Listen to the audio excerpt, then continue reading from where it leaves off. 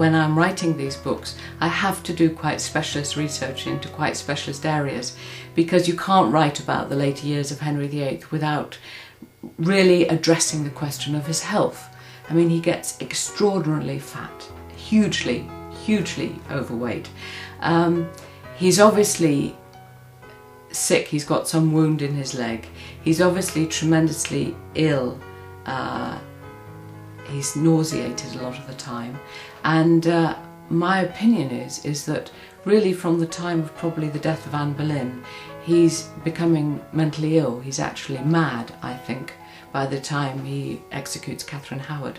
It always amuses me that I start off researching what you would think was a historical novel about somebody in prison or one of the queens, and you find yourself going down these extraordinary byways which I really have to know if I'm going to write a good novel.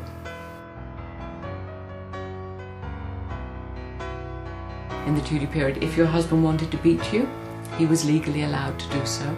If he wanted to sexually assault you, he was legally allowed to do so. And there is no one to whom you could complain who would intervene with a husband who behaved like that.